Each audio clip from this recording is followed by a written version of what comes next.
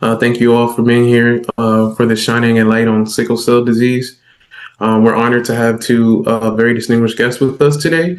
We have Dr. Aaron Maxwell, who is a medical school graduate with a bachelor's degree in human health sciences and a professional background spanning healthcare, clinical documentation, and biotechnology. She has experience supporting patient care and clinical data management and has a passion for disease prevention and community wellness. As a health and wellness advocate with AfriGenetry Link, Dr. Anarin is passionate about increasing awareness of genetic health conditions and empowering individuals to make informed healthcare decisions. Through education and advocacy, she works to promote health literacy, early screening, and preventative care within diverse communities. Today, she will share insights into sickle cell disease, including its inheritance patterns, the importance of knowing your genotype, and how early diagnosis and screening can improve health outcomes. So welcome, Dr. Anarin. Thank you for being here with us today. Our other guest is Mr. Obi. I'm sorry if I butcher your last name. Mr. Obi Light Ogbania, a sickle cell warrior, advocate, entrepreneur, and founder of the Obi Ogbania Sickle Cell Foundation. Having lived with sickle cell disorder for over 5 decades, he has dedicated his life to raising awareness, inspiring hope, and advocating for improved health care and support for individuals and families affected by the condition. His journey is a testament to resilience, faith, and purpose. Despite the challenges associated with sickle cell disorder, he has built a fulfilling family life and career, and he says he is blessed with a long family and 4 wonderful children. His experiences have strengthened his commitment to ensuring that others living with sickle cell disorder are empowered to pursue their dreams and live productive and meaningful lives. As the founder of the Obi Ogbania Sickle Cell Foundation, he is a champion of initiatives that promote awareness, healthcare access, and support for vulnerable sickle cell warriors. He also serves as a CEO of VTN Global Resources Limited and VTN Study Abroad Abuja. Through advocacy, public speaking, and community engagement, he continues to share his story to inspire resilience, challenge misconceptions about sickle cell disorder, and encourage greater support for those affected by the condition. He remains passionate about creating a future where every sickle cell warrior is given the opportunity to thrive, contribute, and fulfill their God-given potential. So thank you for that. We have 2 very powerful superstars here today to talk to us about sickle cell. A few housekeeping things.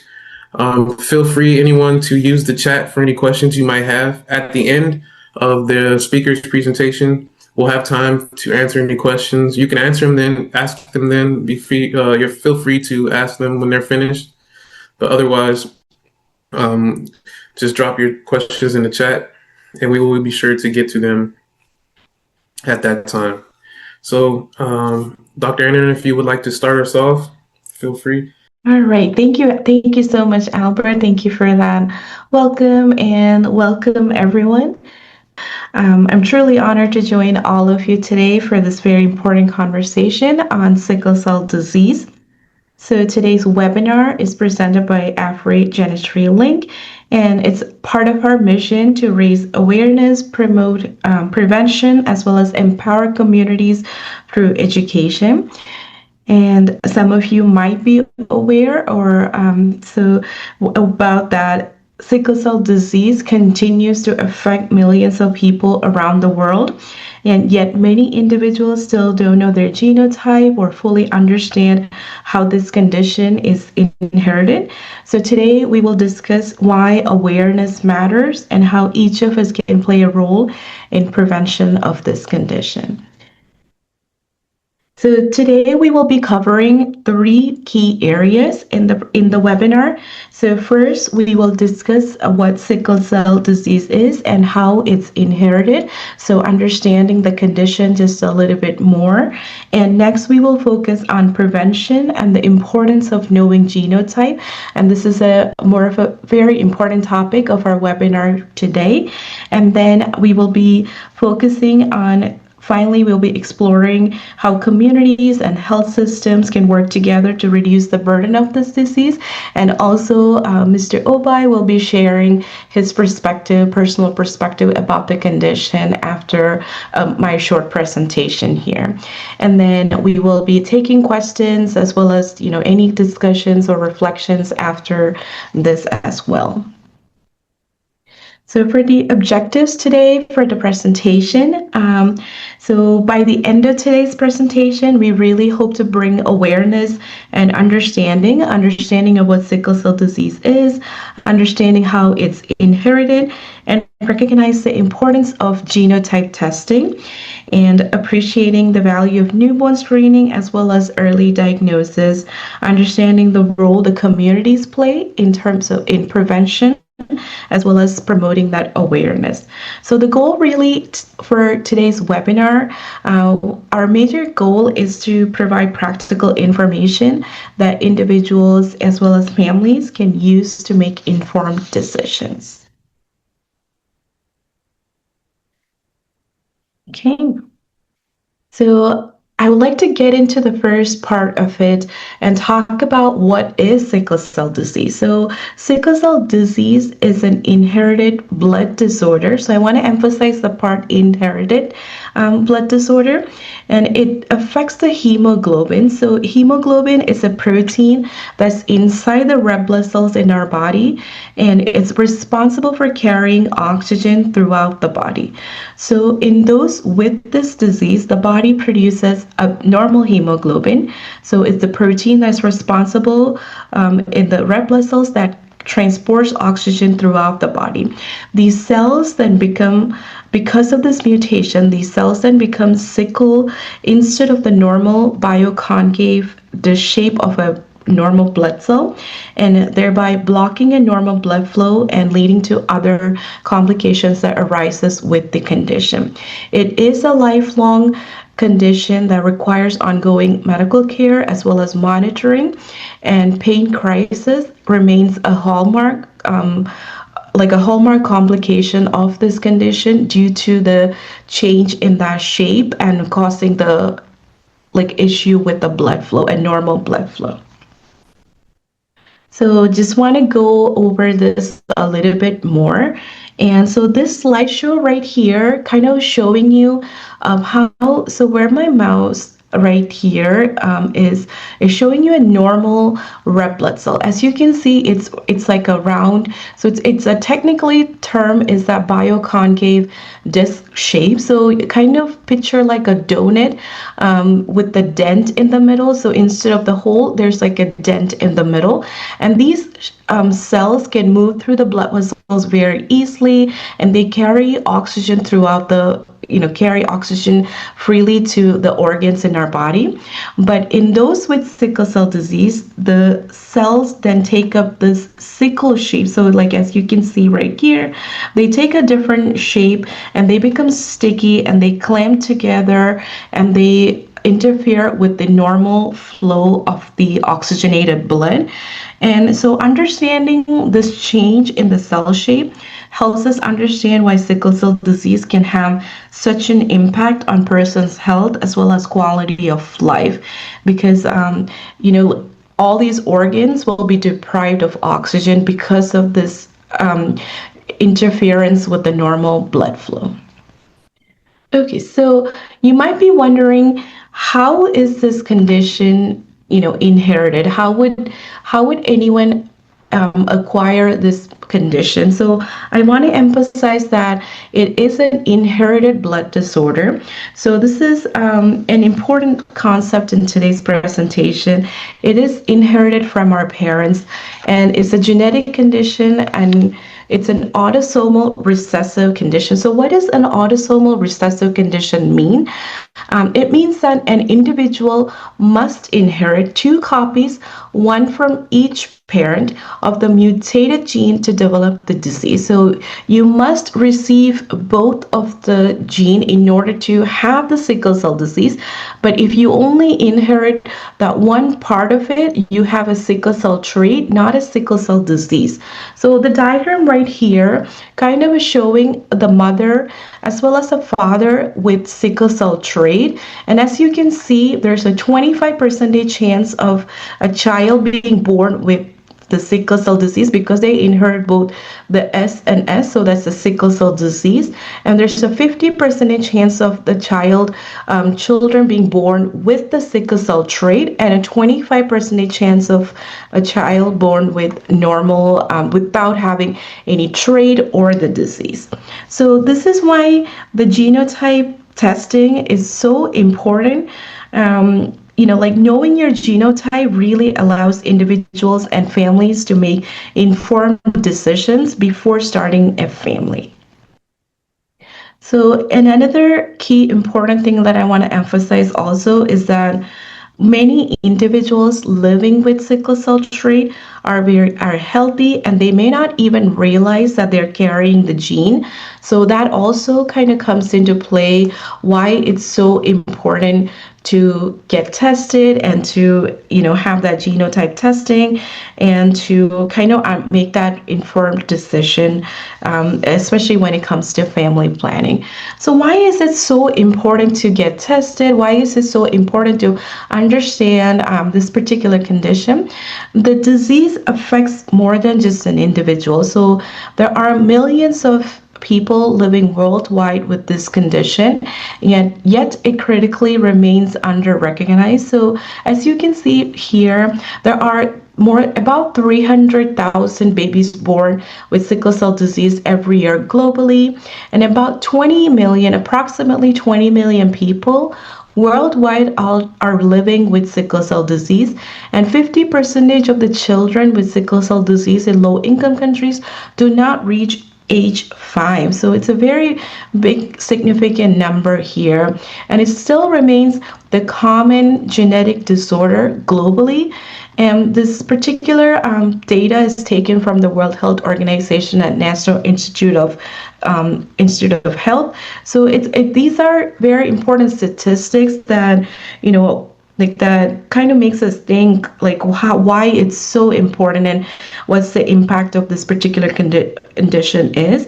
So the families, communities, healthcare system, and entire population are impacted by this condition. So understanding this disease really helps us to reduce the stigma, as well as improve awareness and increase screening and support early diagnosis. So awareness really is the foundation upon which prevention efforts are built.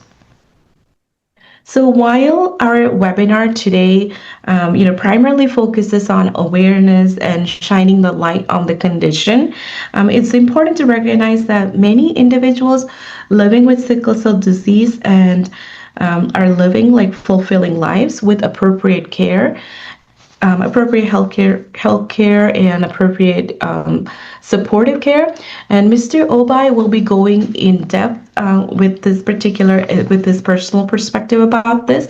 So I'll be just touching base on things that is important for somebody with sickle cell disease to kind of take into account. So managing sickle cell disease involves regular medical follow-up, staying well hydrated, managing good nutrition, and keeping up with recommended vaccinations, especially against meningitis, pneumonia, influenza, and other serious infection is an important part of maintaining health, as well as health screenings.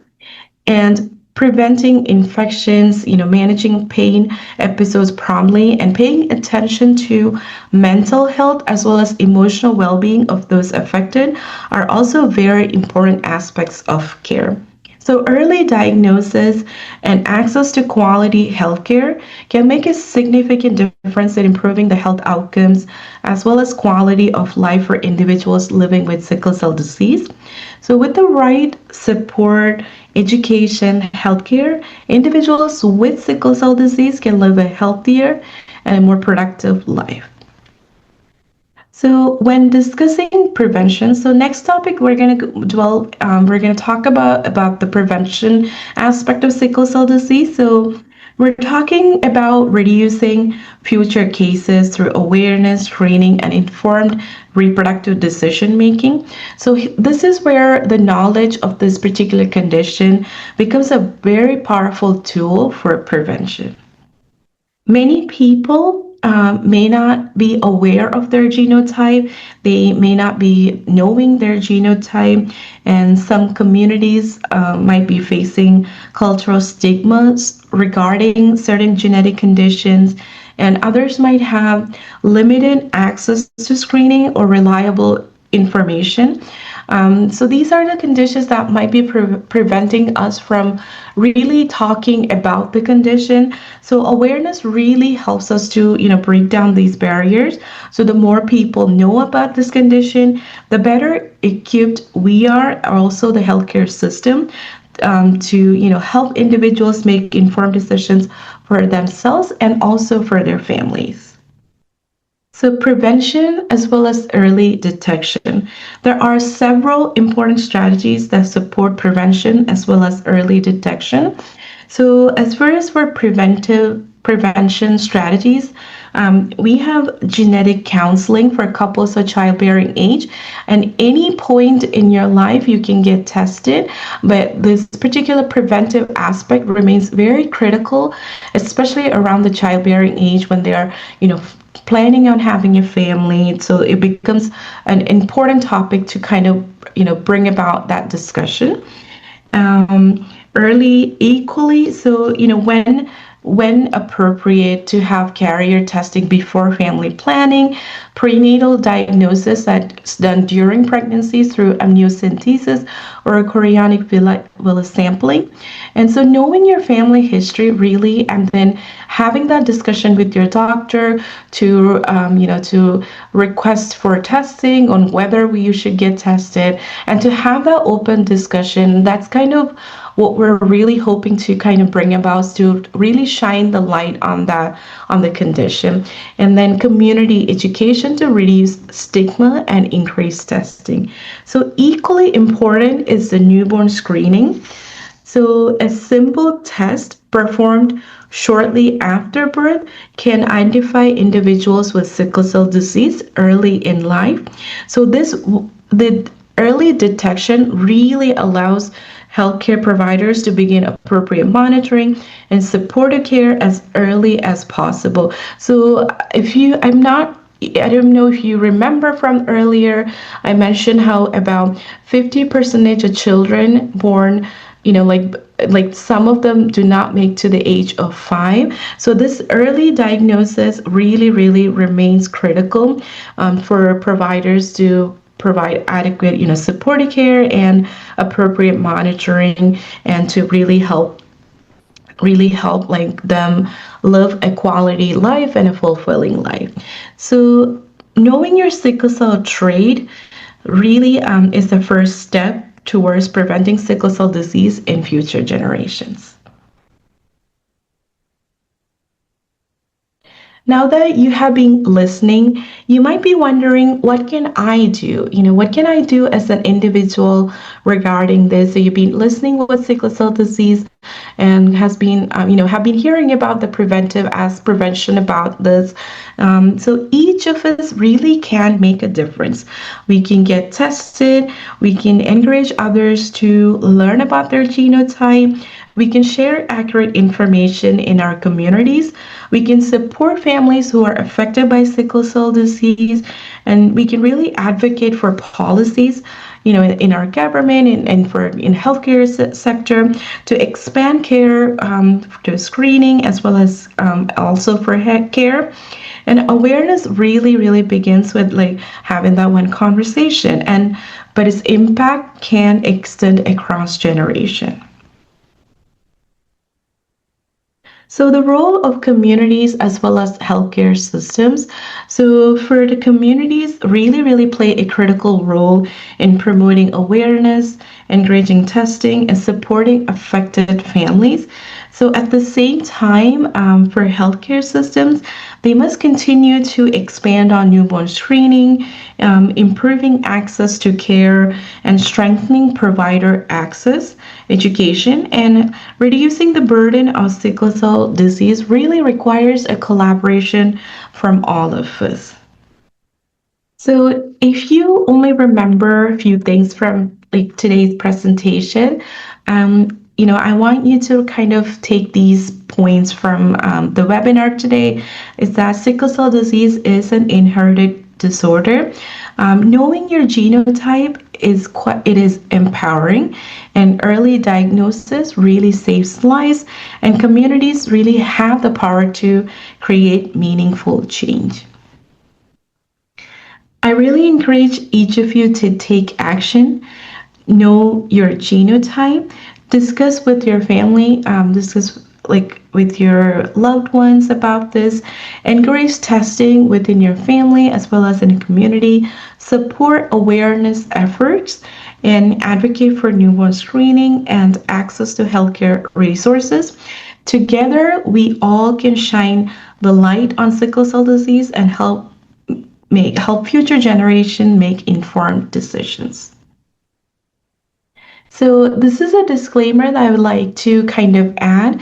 So sickle cell disease symptoms as well as the treatment varies from person to person, and always consult a healthcare provider for personalized care. We weren't able to share everything about sickle cell disease in today's webinar, but we really encourage you to have conversations with your family, community, and healthcare providers for deeper understanding of the condition. And I'd like to share a few of the links. So mainly our AfriGenetry Link. I really encourage all of you listening to visit our website. We have a lot of resources provided on our website, and then also the email support@afrigenetrylink.org. If you have any questions or any concerns and would like to get in touch with one of us, definitely email us with any comments or any questions or anything that you might come up later on. And some of the additional resources, I did take information from these websites for our webinar today. So Central for Disease Control and Prevention, Sickle Cell Disease, Sickle Cell Disease Association of America, and National Heart, Lung, and Blood Institute Sickle Cell Disease, and from the World Health Organization. I really like to thank all of you for listening in to this part of presentation of my part, and thank you so much for this opportunity, and it's truly an honor to raise awareness about this condition. And while science and education can help us understand sickle cell disease, personal experiences helps us understand its human impact. So it is my privilege to introduce Mr. Obai Light Agbonia. He is the founder of Obai Agbonia Sickle Cell Foundation. We are truly honored to have him today join us for the webinar, who will share his lived experience and perspective of this condition. So I'll be turning over the part of the presentation to him, and thank you again for this opportunity. Thank you so much, Anna, for having me. And thank you, AfriGenetry for inviting me to this webinar today. Okay, as introduced earlier, my name is Obi Light Ogbonia. I'm a 52-year-old sickle cell warrior from Nigeria. And I'm honored to be here today because just a few years away, the awareness about sickle cell was not this much. But today, I am glad that in 2026, more effort, is being made to create awareness about the condition. And I am here to speak from the lived experience. I'm not a sickle cell expert. I'm just going to speak from my experience as someone who has lived all my life with the condition. I was born at a time in Nigeria when sickle cell is not very popular amongst our parents. My parents didn't know anything about it until I was diagnosed. And even when the doctor told them about the condition, they were still, so confused about it. Because I remember my parents thinking it's a spiritual thing. They were thinking it's, I was being attacked by the spirits, and they will take me for prayers. They will take me to the traditional, medicine people. But all of these was because they didn't have, knowledge about sickle cell.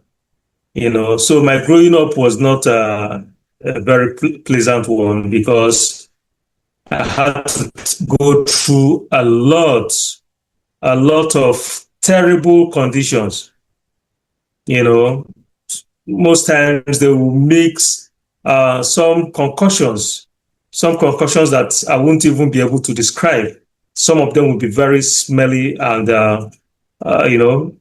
not very good for, the treatment of sickle cell, because even the traditional medicine people they are approaching didn't know what sickle cell, is about. So I grew up having to play like other kids, having to do all the strenuous activities all other kids, did in Nigeria.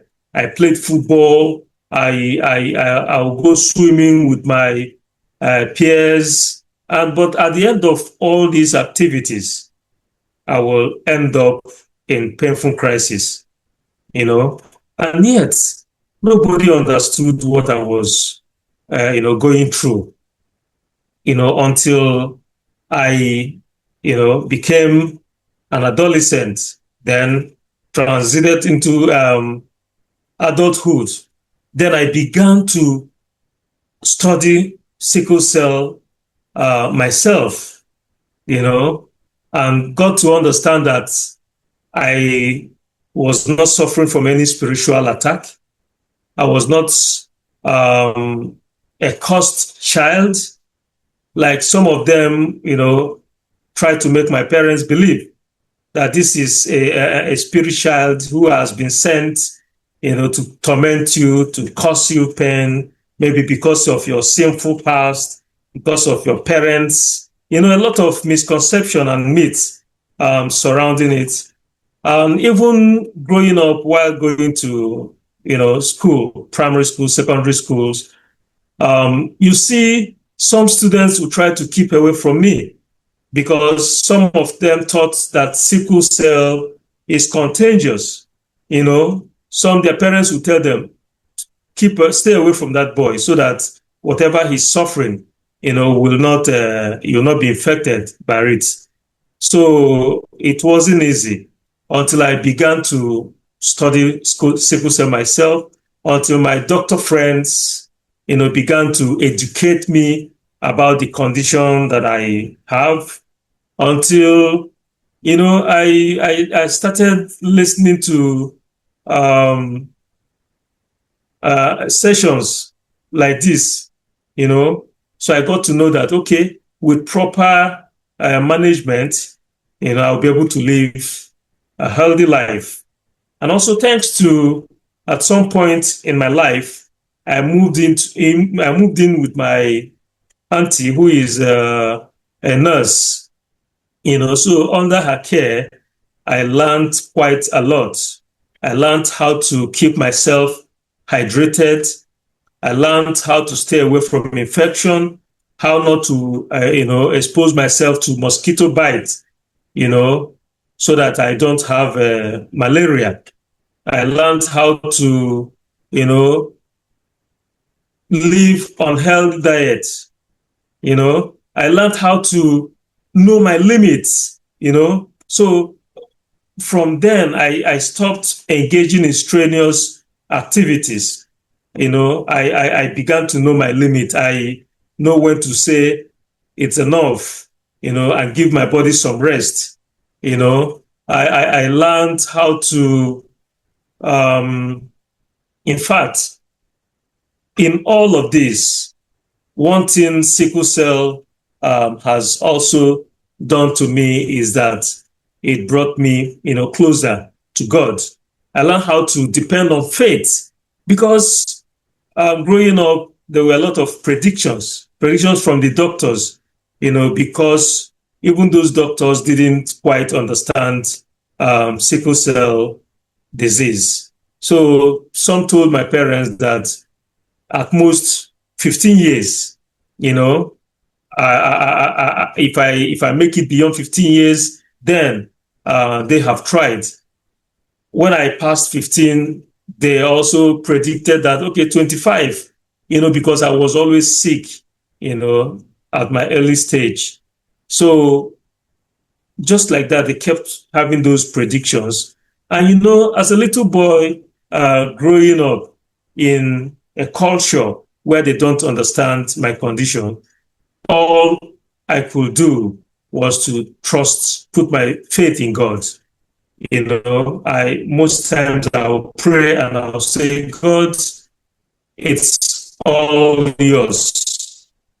Just do to me, whatever, pleases you. And my condition brought me closer to arms. I will always know that with God on my side, I'm going to pull through. You understand? So that is how it's been with me. But there's one aspect of my growing up that I always love to share. And that is the aspect of self-stigmatization. Most times when we discuss sickle cell, we tend to talk about stigmatization, the public or the community stigmatizing the patients. But most times we don't know that there is this condition of self-stigmatization where you are afraid to talk about your condition, where your parents, don't want your neighbors, your classmates, your colleagues at work to know what you're going through. So you keep suffering alone. And I self-stigmatized myself until I was 48 years old.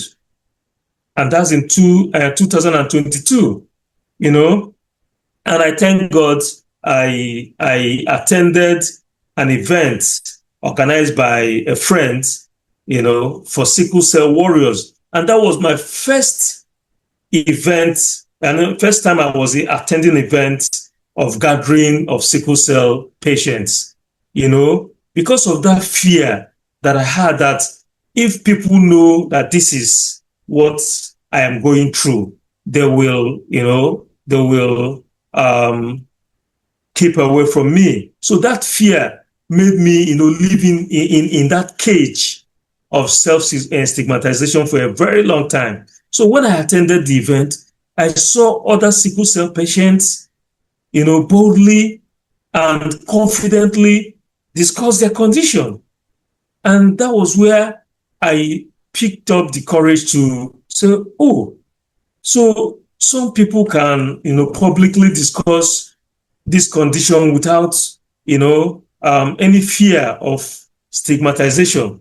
So, and I met those sickle cell warriors and I introduced myself and I told them that, look, I am living with sickle cell disease and I'm 48 years old. So when I said that, a lot of them, came hugging me and taking pictures with me. And I was surprised.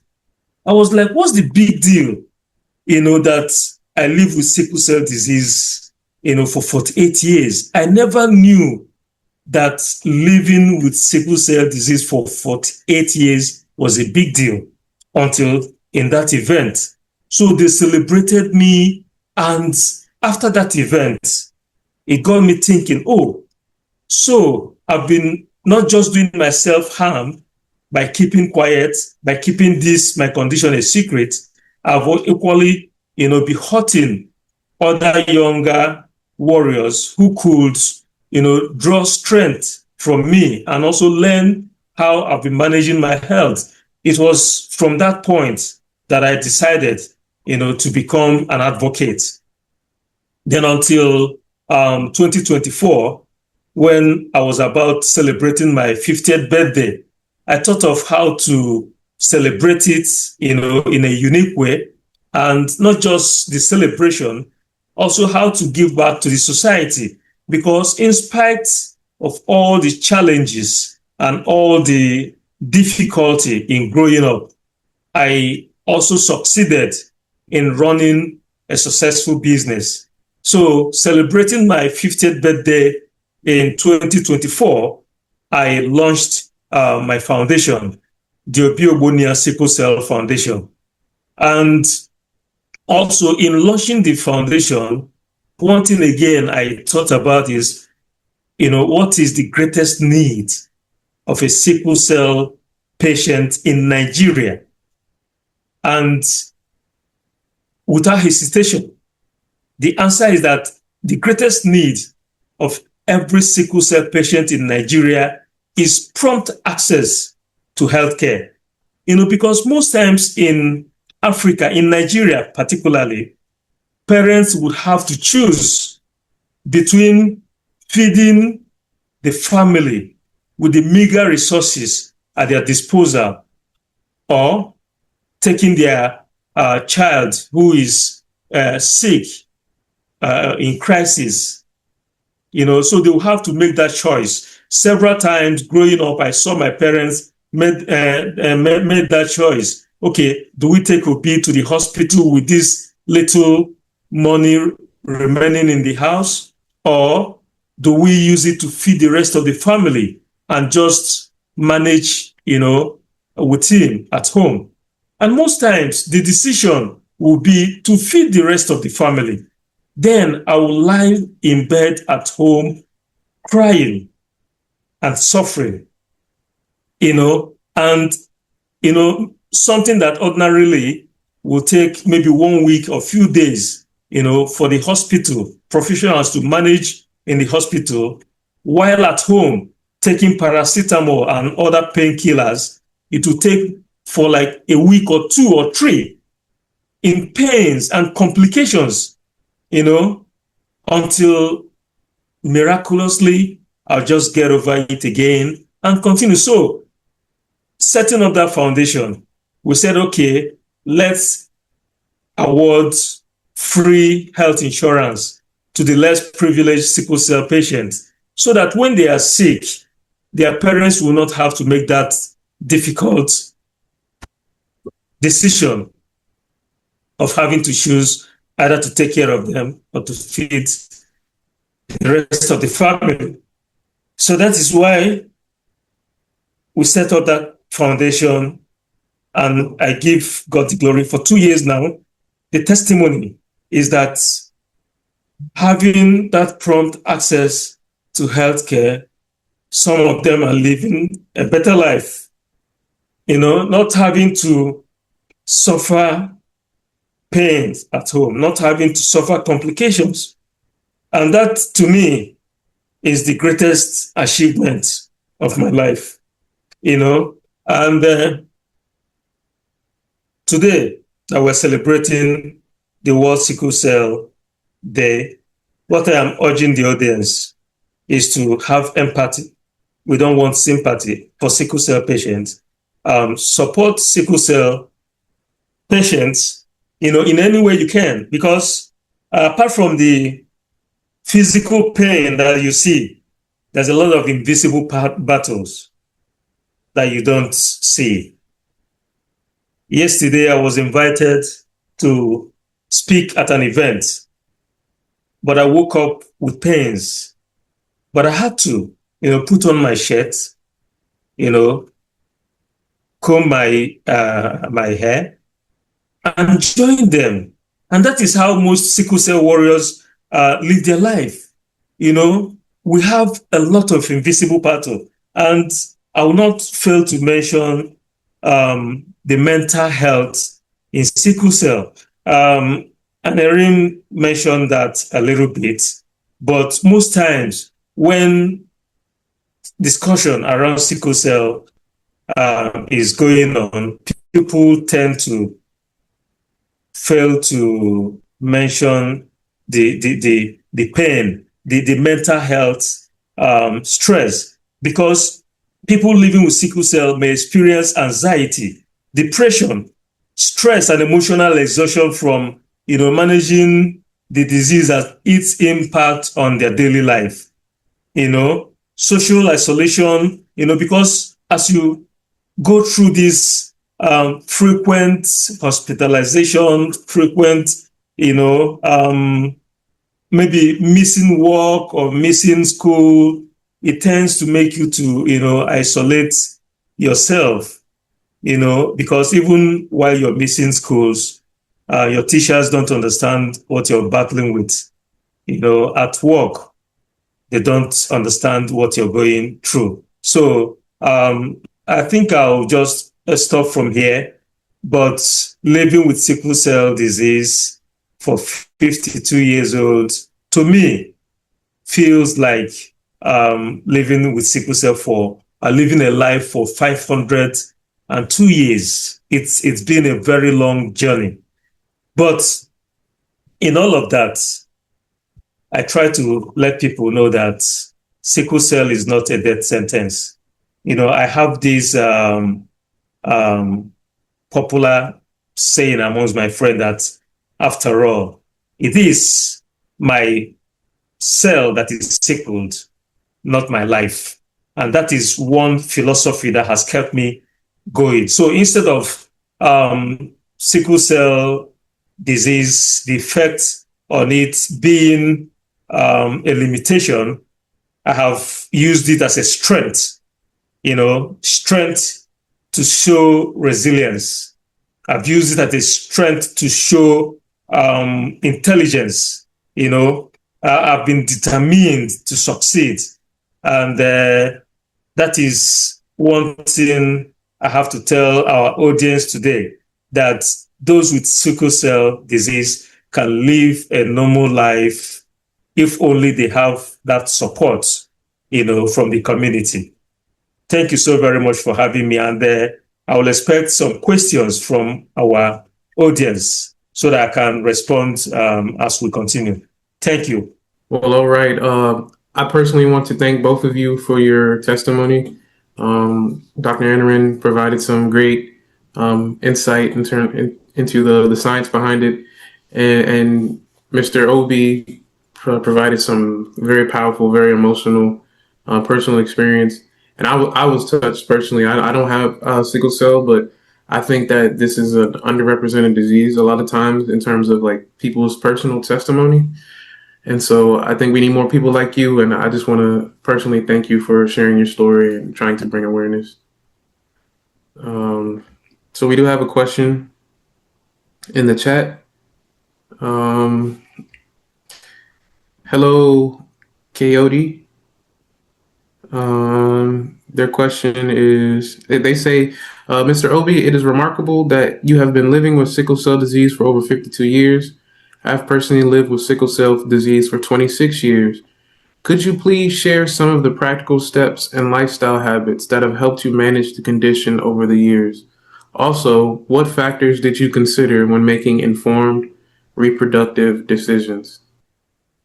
Like I said, you have to adopt a very good living habit. But first of all, let me begin with, because I've seen some younger sickle cell patients who engage in smoking, who engage in drinking alcohol. These two, is a no-no for sickle cell patients. You shouldn't drink alcohol. You shouldn't smoke. So with these two, then you have to keep yourself hydrated. And like I said, you have to also know your limits. In my work, anytime I feel that my body is telling me to stop, I take a break and rest. I'm not a scientist, so I wouldn't want to start mentioning those here, but live on healthy diet. Okay, that is one thing you must do. And like I said in my presentation, you can never rule out the place of faith. Okay, you can't rule out the place of faith, because I know that if it's only the doctors, the nurses, the healthcare professionals, I would have been long gone before now. But the hands of the Almighty has also been on me, because while growing up, like I said, my parents didn't know what sickle cell was, so the management on their own part was very poor. I was taken to places that human beings shouldn't go to, finding help for cure for sickle cell, or help. So I think that is it. Then what's the second part of your question? Albert, please help me. What's the second part of the question? I can share that too. If so he she mentioned, could you please share some of your lifestyle and practical tips, and also what factors you consider when making informed reproductive decision? Oh, okay. I am married. I've been married for about 20 years or more now, and I have 4 kids. But one important factor you must consider, just like Anarim said in her presentation, you must know your partner's genotype status. And if your partner has the sickle cell trait, as someone living with sickle cell, of course, you know that you must not, marry someone who has, a sickle cell trait. Else, you stand the higher chance of bringing in kids, with sickle cell. So that is one tip. And again, that is why we're having this advocacy and awareness, so that people will get to know their genotype. People will get to know that they need to be compatible. Though in genetic counseling, they say don't tell couples not to marry, but you just present the options to them and let them choose. Well, there are options like the amniocentesis and some other things you can do to, determine the genotype of your baby, or before they are born. But I tell you, the best tip is to be compatible, to avoid, if you have a sickle cell trait, avoid getting settling down with someone with a sickle cell trait too. I don't know if that answers your question, but I would like to you to comment to clarify that. Maybe if I missed or if I have answered your question. Thank you. We also have a Miss Susanna who says thank you so much and that she learned a lot with this presentation. While we're waiting for Coyote to respond, oh no, they have responded with another question. They asked, do you think that people truly understand the pain and challenges faced by individuals living with sickle cell disease? And if not, how can we communicate our experiences more effectively and raise awareness so others can better understand the physical, emotional, and social impact of living with this condition? Okay. No, I don't think that people will understand what it means to live with sickle cell disease. And like I said, the worst of it is self-stigmatization, because where you don't let people know what you're going through, of course, they are not musicians, so they will not. It was until I started talking about my condition, started writing about it on LinkedIn and other social media platforms, that people started understanding what I am going through. So people don't understand it, but for them to understand, we must, engage in advocacy. We must engage in sickle cell education and awareness, just like we're doing today. We must try to open up, because I don't know, it's difficult to describe the pain of sickle cell. It's very difficult for me to describe it, to anyone. But all I can say is let us keep discussing about it. Let us keep telling people that sickle cell is preventable, and only way to prevent it is by, having that compatibility, genotype compatibility, in marriage. I think that is one way. Yes, if you talk about cure, yes, there is cure, BMT and the gene therapy. They are there, but it's quite expensive. How many of us can afford it? How many of us can afford it? So to me, it's like as if there is no cure, because about 99% of the population living with sickle cell cannot afford to access this care, this cure. So it's just better to prevent it. Okay, and that is just it. Okay, thank you for that. We can wait for some more questions. If you two want to answer these ones on screen about the common misconceptions in the community and how can communities improve access to sickle cell screening?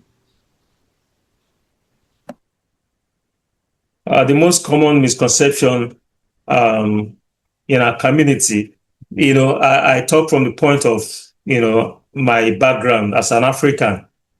There is this belief that we are, I don't know how to describe it, but here they said they call us a lot of names like Obanje, names like Abiku. They believe that we're from the spirit worlds, that the spirits have sent us to torment our parents, to drain their resources, to cause them pain, and that is why some families will take their kids to those traditional medicine men, and they will give them a lot of marks, trying to punish them. Some of them will take them to some of those prayer houses where a lot of prayers will be made. Sometimes they will subject you to indefinite fasting that, for no reason that shouldn't even be the practice, but because they don't understand it. I also mentioned that my neighbors, some neighbors will warn their kids not to associate with you, for the fear of, getting contaminated. These are the misconceptions, of sickle cell in Africa. Then the question of how can our communities, improve access to sickle cell screening? It's like what we did today earlier in the morning. We had an outreach where we provided free genotype testing. Okay, so I encourage patient organizations. I encourage other nonprofits around sickle cell to engage in genotype testing. I also encourage the newborn screening, so that we can determine their genotype sickle cell status early enough, to avoid complications. So from the primary healthcare centers, from the primary to the secondary to the tertiary, everyone is making effort to screen, But, one thing is to set up those outreaches or event to screen people. Another thing is for people to go for the screening. So I'm encouraging everyone to go screen, test yourself and know your status. That is one thing we must, all try to do. Again, the religious organizations, the Christian bodies, the Islamic faiths, they pass, to go for these screenings. Because in Africa, religious organizations has a lot of influence, on the community. So from the religious bodies, I think they will do a lot, by encouraging their members or their worshippers to, engage in this testing. Okay, thank you for that answer. Kayota said thank you for your answers earlier to her questions. We also have another question from Vanessa who asks, Mr. Obi, is there any supplement that you take that helps you with managing the condition? No. What I take is just the routine sickle cell drugs. You take your folic acid, you take your paludrin, you take your those who I am not on hydroxyurea, so but a lot of sickle cell patients take that. But take your routine medicines. I am not on any other supplement, but my diet, does a lot for me. I eat a lot of fruits. I eat a lot of vegetables. I eat a lot of, organic food, not engaging in fast food or a lot of fries. Eat vegetables, eat nuts, take water, eat fruits. That's what I do mostly, and that's the secret. And of course, rest well. All right.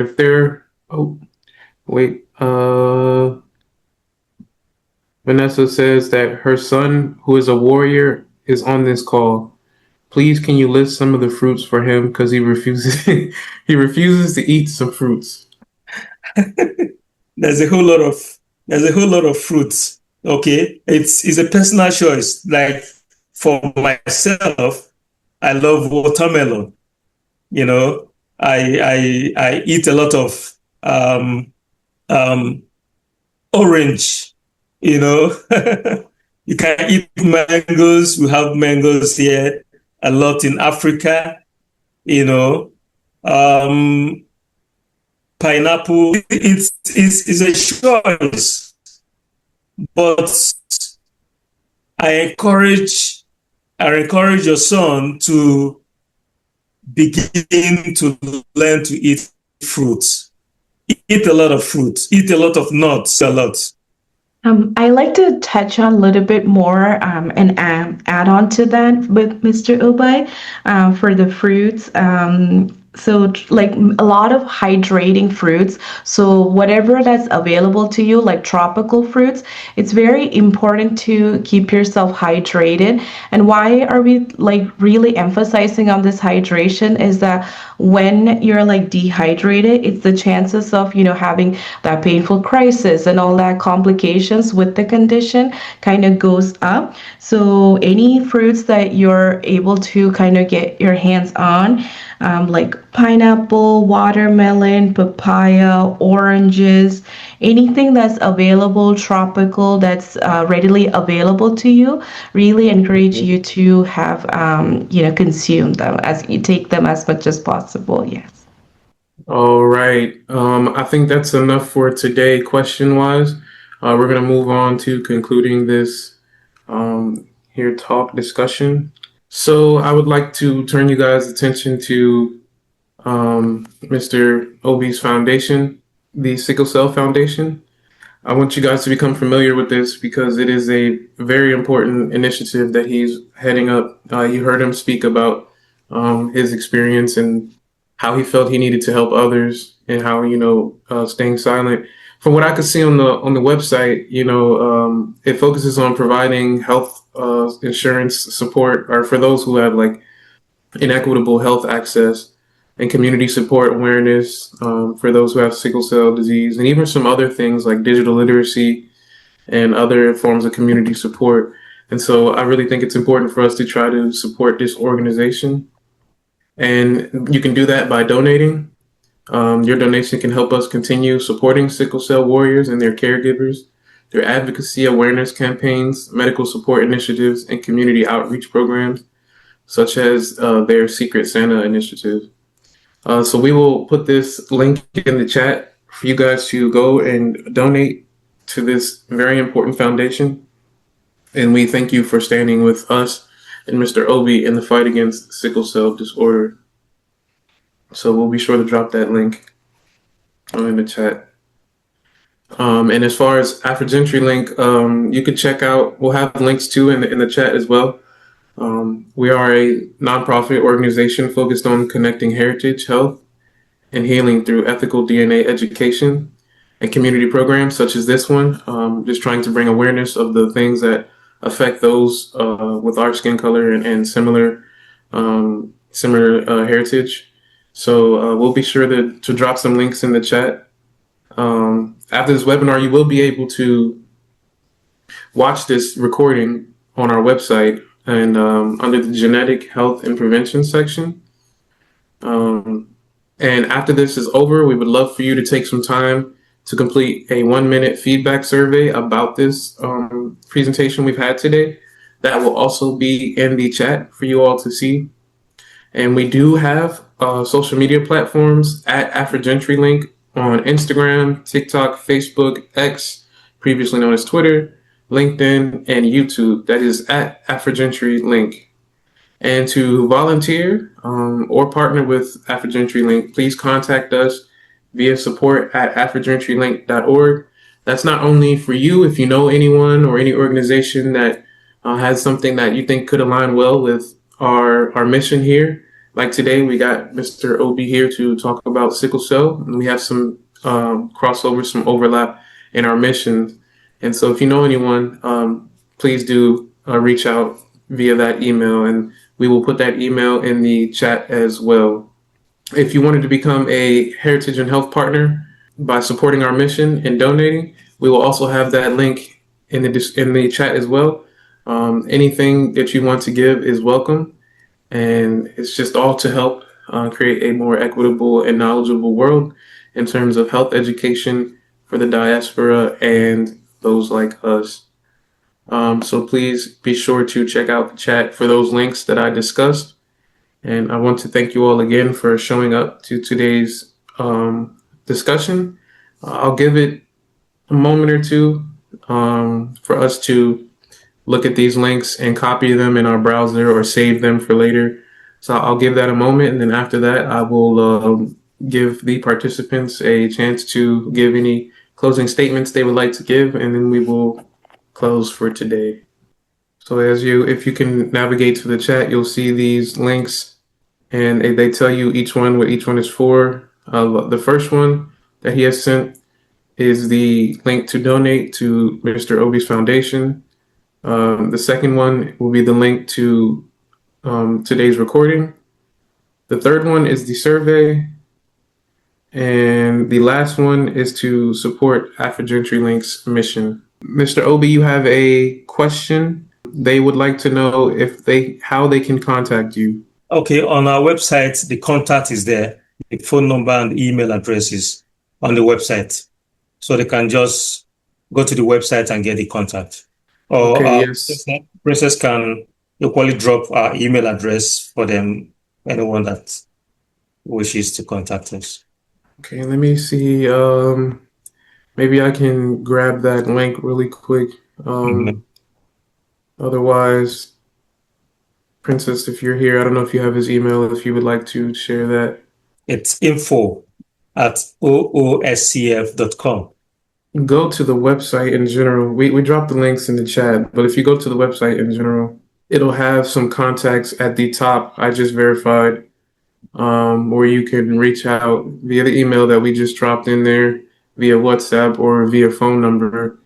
I believe it also has some social medias in the top. So If you would like to get in contact with them, it is on their website, all over the top part of the website. And if that's all, I'll give it another few seconds.